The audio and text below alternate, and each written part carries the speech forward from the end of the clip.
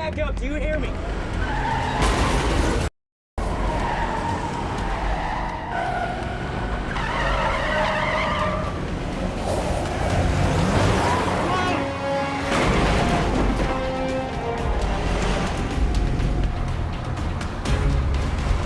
How is this guy doing?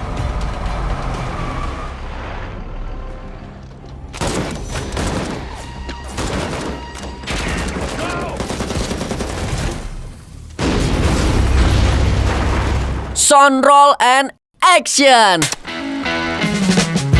Halo, masih bersama Nobar di sini, siap menemani kalian yang sedang memburu alur-alur film untuk menghibur di kala butuh hiburan. Tapi sebelum mulai, Bang Udin editor, kasih komentarnya dulu dong.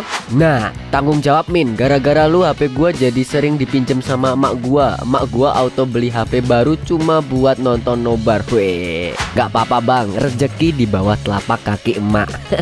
Auto beli barang di keranjang Nobar juga asik tuh kayaknya, biar rezekinya makin lancar gitu. Kembali lagi bersama Burhan Sang Kicau Mania yang kali ini akan membawakan film Kang Sylvester Stallone di tahun 2024 yang berjudul Amor. Nah, film ini menceritakan ayah dan anak yang bekerja sebagai kurir tapi harus melawan perampok yang ingin menggasak truk mereka. Dan akhirnya muncul lagi nih Kang Sylvester Stallone yang sekarang malah berperan jadi antagonisnya. Wah, tetap beringas ya walaupun udah berumur. Siapa nih yang dari dulu penggemar berat Sylvester Stallone? Seberat apa sih? Cerita di kolom komentar ya. Udah penasaran dengan cerita filmnya? Langsung saja. So, tanpa berlama-lama lagi, siapkan mata, telinga, dan anu-anuan kalian semua. Mari kita nobar dan inilah Amor.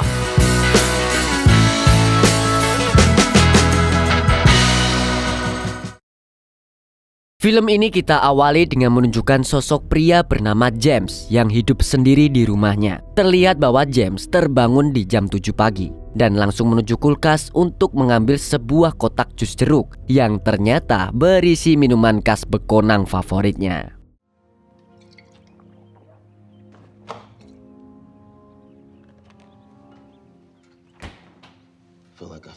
Ironisnya James ini merupakan pimpinan sebuah komunitas anti alkohol di gereja dekat rumahnya. Setiap hari James menggelar pertemuan di sana untuk mendengar kisah anggotanya yang sedang berjuang mengurangi alkohol dalam hidupnya. Sementara James sendiri diam-diam membawa minuman tersebut di dalam tumblernya, meskipun setiap saat selalu mengatakan kalau ia bisa lepas dari alkohol berkat putranya.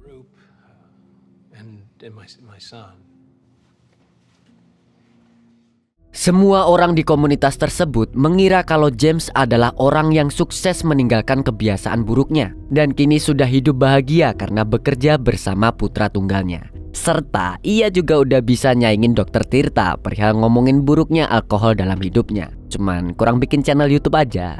Keep coming back.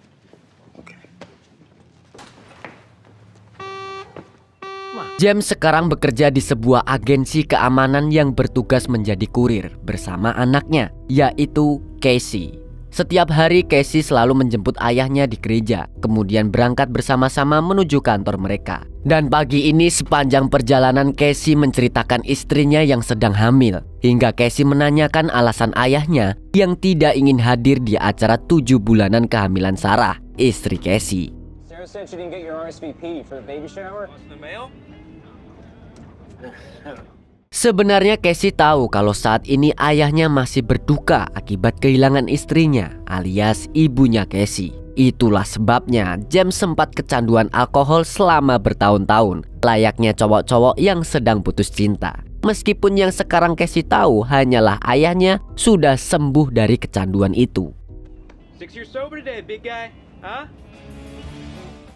Sesaat kemudian James dan Casey tiba di kantor G&T Express untuk mengirim barang. Namun seperti biasa, sebelum James dan Casey berangkat, James selalu memeriksa setiap barang yang akan dikirim, yang membuat bos mereka yang bernama Frank merasa kesal karena itu bisa menyebabkan pengirimannya terlambat.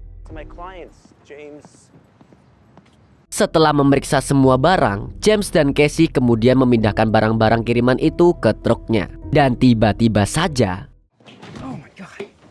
The hell's that guy hauling? Tak disangka salah satu kotak kiriman itu ternyata sangat berat sampai Casey tak sanggup mengangkatnya. Casey sempat marah, tapi James tak kalah kesal. Karena bagaimanapun mereka hanyalah kurir yang tidak berhak membuka atau mencari tahu isi kotak tersebut. Dan beberapa saat kemudian mereka pun berangkat. Namun tepat sebelum itu James sempat melihat mobil hitam yang mencurigakan di depan kantornya. Akhirnya setelah menyelesaikan semua pengiriman, para kurir biasanya akan mandi dan berganti pakaian di kantor sebelum pulang ke rumah. Saat itulah Casey kembali mengundang ayahnya untuk pergi ke rumahnya. Maksud Casey adalah baik, yaitu ingin menghibur ayahnya yang selama ini tinggal sendirian. Jadi James pun berpikir sesaat sampai ia memutuskan untuk menerima tawaran itu.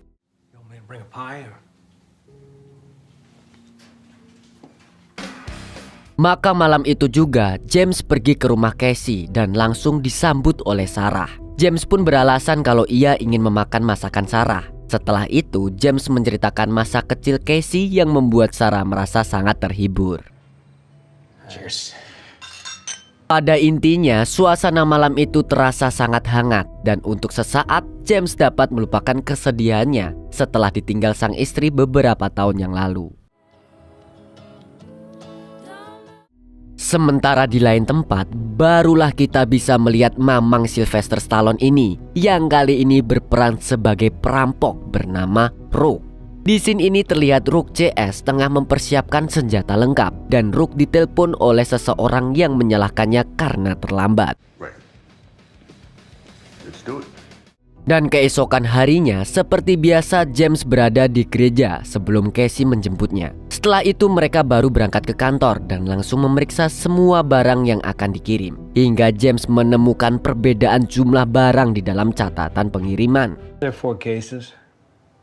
Only says 3 here. Tak disangka pertanyaan James tersebut justru membuat Frank marah. Dan pada saat itulah James merasa bahwa bosnya mulai kelewatan.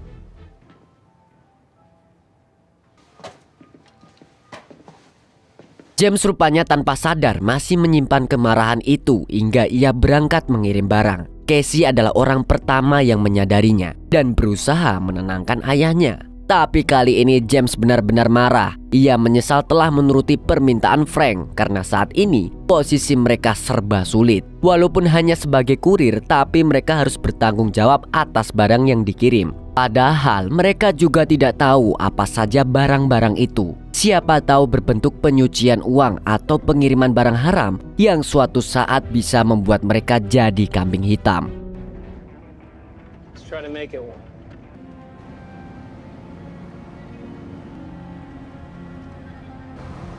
Dan setelah melalui setengah perjalanan, James menyadari kalau truknya ini diikuti oleh mobil van hitam yang mencurigakan.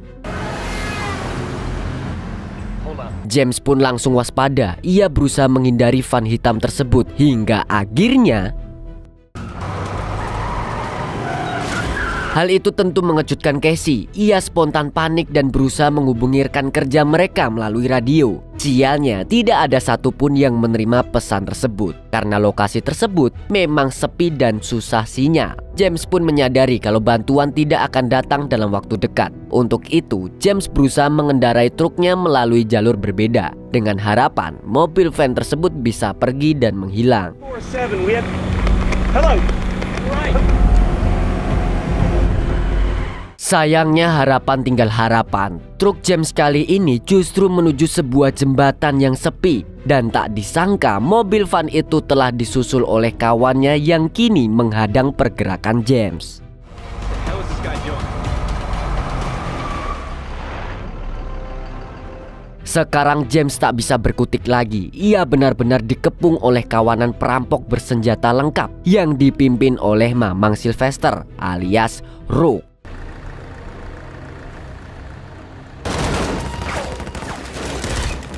James dan Casey pun hanya bertahan di dalam truknya. Meskipun kawanan perampok itu semakin menggila sampai akhirnya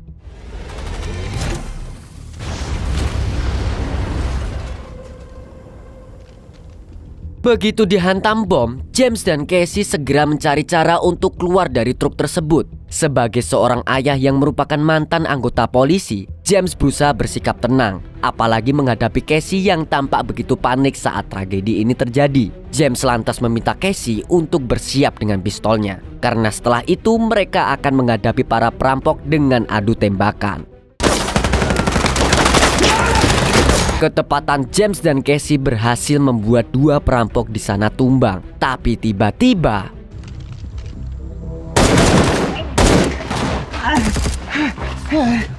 James pun menyadari kalau ia dan Casey tidak mungkin memenangkan pertarungan tersebut. Satu-satunya hal yang bisa ia lakukan hanyalah bersembunyi. Untuk itu, James dan Casey bergerak menuju belakang truk, kemudian mengunci truk tersebut dari dalam, sehingga para perampok itu tidak bisa menembaki mereka lagi. Setelah itu, James mencari kotak obat di truk tersebut, yang sialnya tidak ada. Jadi mau tak mau, James hanya bisa mengikat tali di kaki Casey untuk menghentikan aliran darah akibat luka tembak tersebut.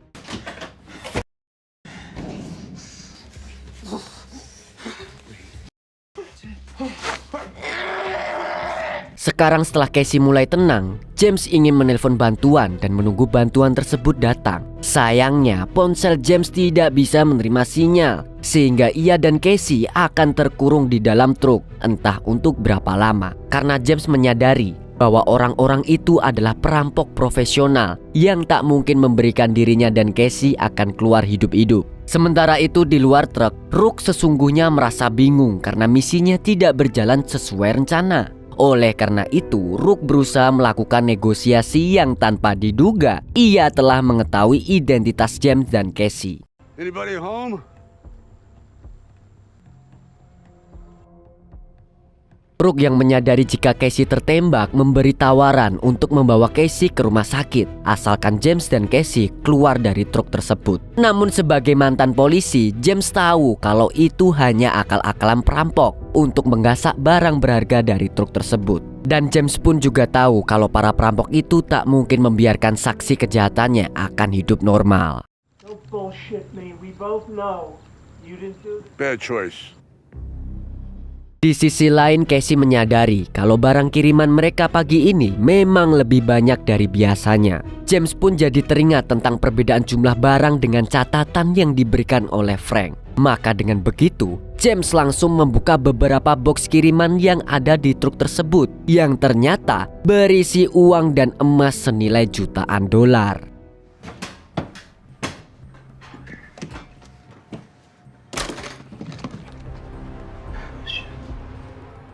Di dalam salah satu box itu terdapat banyak koin emas dengan tanda matahari. Dan menurut ingatan James, lambang matahari tersebut ada hubungannya dengan kartel barang haram dari Meksiko. It's cartel. Lalu kita kembali lagi dengan Rook CS yang masih berusaha membuat James dan Casey keluar dari dalam truk. Kali ini mereka melemparkan gas air mata dengan harapan James dan Casey akan kehabisan udara di dalam truk tersebut.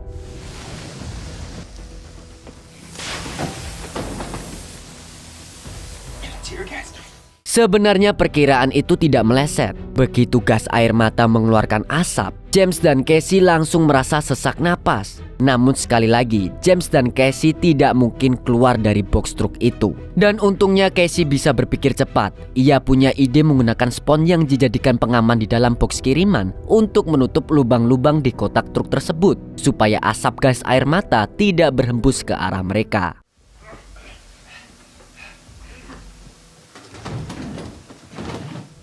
Setelah melempar gas air mata, Rook CS butuh waktu beberapa saat untuk menunggu. Tapi ternyata pintu truk tersebut masih menutup. Sampai Rook berpikir kalau James dan Casey sudah tewas di dalam sana. Namun begitu Rook mendekat, James justru berkata kalau ia telah mengetahui bahwa incaran para perampok itu adalah emas jutaan dolar yang ada di dalam truk. You try to fence that to some gang in Mexico. You touch a coin in that case, I promise you and your kid are gonna go down real hard. Rook pun semakin bingung dengan banyaknya informasi yang diketahui oleh James. Mau tak mau, Rook harus segera menyelesaikan misi ini. Dan sekarang ia memerintahkan anak buahnya yang kita panggil saja si Gundul untuk membongkar pintu truk menggunakan bor. Get the drill.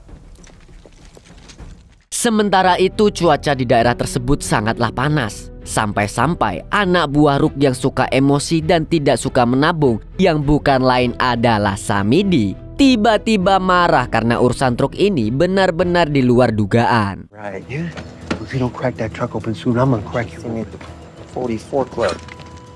Di satu sisi, James dan Casey benar-benar tidak tahu harus berbuat apa. Casey harusnya segera mendapat perawatan sebelum luka tembak di kakinya terkena infeksi. James pun berpikir kalau setidaknya di dalam truk itu dilengkapi dengan alkohol, yang membuat James ingat dengan tumblernya. Awalnya Casey mengira kalau ayahnya hanya teringat masa lalunya sebagai alkoholik, hingga James pun terpaksa membuka rahasia bahwa selama ini ia masih menjadi pelanggan minuman khas Bekonang. I never really stopped.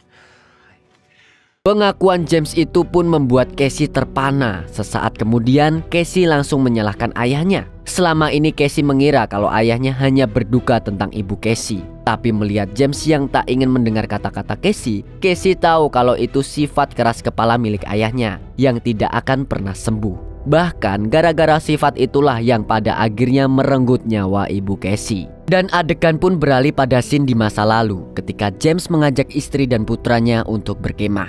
Yang lucunya, James menggunakan mobil polisi untuk berlibur bersama keluarganya. Your left ankle? We look like criminals. Malam itu jalanan gelap karena tidak ada lampu sama sekali. Sampai tiba-tiba mereka disalip oleh mobil yang sedang ngebut. Saat itu juga James yang harusnya tidak bekerja langsung berpikir kalau ia mesti melakukan kewajibannya sebagai polisi, yaitu mengingatkan pengendara tersebut supaya tidak ngebut. Istri James pun mengingatkan suaminya kalau seharusnya hal itu tidak merusak liburan mereka. Tapi James bersikeras karena khawatir kalau pengendara tersebut akan menyebabkan kecelakaan pengendara lain. Maka dengan penuh percaya diri, James segera menghampiri sopir mobil tersebut. 2 miles over the speed limit anywhere in this county. Slow down. Do you wear that?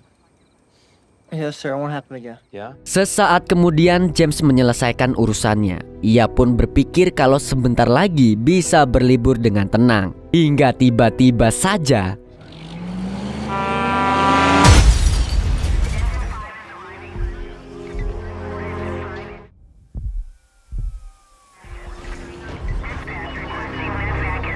saat itu James sempat tak sadarkan diri sampai ambulan dan kepolisian datang untuk menolong keluarga James. Casey yang berada di bangku belakang pun juga terluka parah. Untungnya ia masih selamat. Namun sayangnya istri James yang ada di bangku depan dan masih menggandeng James tak bisa diselamatkan lagi.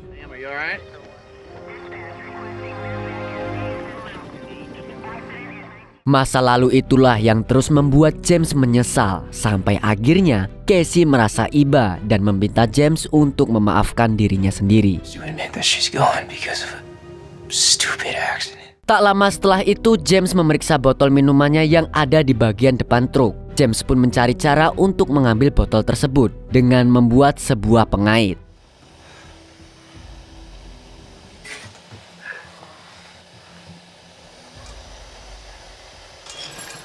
Untung saja James bisa melakukan itu dengan cepat. Ia pun segera memberikan minuman haram itu kepada Casey, lalu menuangkannya tepat di atas luka tembak Casey. Sesaat kemudian James mencari cara supaya para perampok itu pergi, hingga ia berpikir untuk membuat alkohol tersebut menjadi bom skala rendah. Namun tak cuma membuat untuk bom, James juga masih menyimpan alat sengat listrik yang bisa ia gunakan sebagai senjata. How many bullets you got? All I got left is the bug zapper. Tak lama setelah itu Casey memanggil Rook dan mengaku bahwa ia menyerah. Casey berkata jika ia akan keluar asalkan Rook akan membawanya ke rumah sakit seperti janjinya. Tadinya Rook ingin mempercayai Casey dan meminta si botak menghentikan bornya. Namun Samidi justru menyadarkan Rook bahwa Casey hanyalah berpura-pura supaya Rook merasa kasihan. It's doing an act. Sebenarnya apa yang dikatakan Samidi itu benar karena kini James sudah berada di luar truk dan menunggu momen yang tepat untuk melempar bomnya. Di sisi lain Casey terus mengalihkan perhatian para perampok tersebut supaya mendekat ke arah pintu truk dan akhirnya Kawanan perampok yang tak menduga kedatangan James pun segera bersiap dengan senjatanya. Begitu pula dengan James yang sudah mengantisipasi serangan tersebut. Sialnya, salah satu perampok yang kita sebut saja Mukidi berhasil menembak James. Untungnya James bisa kembali ke dalam truk tepat waktu. Hal itu kontan membuat Mukidi sangat kesal dan mengancam Casey ingin menghabisinya. We're gonna get in there one way or the other. That I can promise. Sementara itu Samidi yang terkena sengatan listrik langsung mengadu pada Rook untuk mempercepat misi ini. Ia berpikir untuk menggulingkan truk ke bawah jembatan supaya ini semua cepat berakhir. Namun ide itu ditentang oleh Mukidi. Karena jika truknya dijatuhkan ke air, maka mereka harus mencari emas-emas batangan yang kemungkinan besar akan jatuh ke dasar sungai. Perdebatan itu pun semakin memanas sampai akhirnya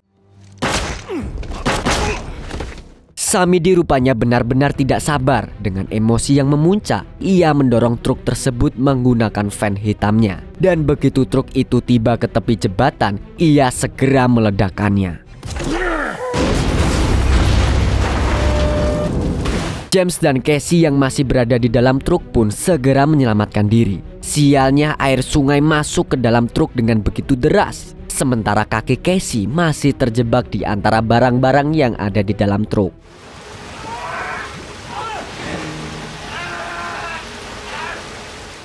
Saat menyadari Casey masih terjebak, James berusaha menyelamatkan anaknya. Ia pun harus berpacu dengan waktu karena sebentar lagi truknya pasti tenggelam ke dasar sungai. Pada titik ini Casey mulai menyerah. Ia pun berkata pada ayahnya untuk meninggalkannya di sini daripada mereka berdua tidak akan selamat. Tapi karena James sudah pernah kehilangan sang istri, ia tak mungkin meninggalkan Casey dalam kondisi seperti ini.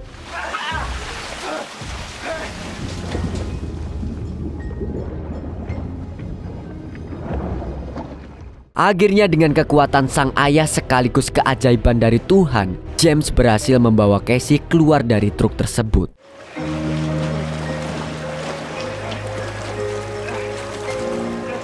James kemudian membawa Casey ke tepian untuk beristirahat. Yang tanpa diduga, rupanya Samidi mendekat dan berniat menghabisi James. Perkelahian James dan Samidi pun dimulai.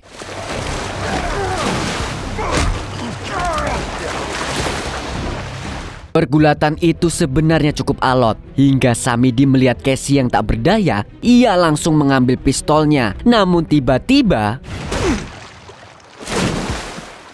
sungguh tak ada yang menduga kalau Rook yang tadinya memimpin teman-temannya untuk menyerang James, kini justru berbalik menyelamatkan James dan putranya. Setelah itu James memapah Casey ke tepi jalan raya untuk menunggu bantuan. Lalu tiba-tiba saja Rook datang dan memberi selamat kepada James karena berhasil selamat dari tragedi truk tersebut. Survivors. Dan sesungguhnya Rook menyelamatkan Casey dan James bukan secara cuma-cuma. Pria tua itu tahu kalau posisinya sudah kalah, apalagi emas batangan incarannya sudah tenggelam ke dasar sungai. Rook pun berkata kalau bantuan akan segera datang dari kepolisian. Untuk itu, Rook meminta James untuk tutup mulut masalah ini dan menganggap mereka tidak pernah bertemu. I was never here. In that case. Akhirnya untuk membalas kebaikan Rook, James dan Casey menyetujui kesepakatan itu. Dan disinilah plot twistnya. Setelah mengucap salam perpisahan kepada James dan Casey, Rook dijemput dengan sebuah mobil hitam yang ternyata adalah Frank. Itulah kenapa Rook bisa mengetahui siapa James dan Casey di perusahaan tersebut. Lalu Rook dan Frank pergi untuk kembali jualan Sly Stallone shop-nya. Dan film pun tamat. Dari film ini kita banyak belajar dari James. Yang pertama, walaupun cuma kurir tapi tetap harus mematuhi SOP atau prosedur kerja. Karena kalau ada apa-apa pasti kurir adalah orang pertama yang bertanggung jawab atas kiriman barang tersebut. Dan yang kedua, kasih sayang James sebagai seorang ayah. Di saat Casey sudah menyerah, nyatanya James masih punya harapan dan terus berusaha menyelamatkan putranya. Dan tentu saja film ini mengobati rasa kangen kita kepada Mamang Sylvester Stallone. Apalagi dengan plot twist di akhir ceritanya. Oke, segitu dulu dari Mas Burhan sang kicomania, mewakili orang yang gak bisa mudik karena numpuk kerjaan, mengucapkan sampai jumpa di video selanjutnya. Bye-bye.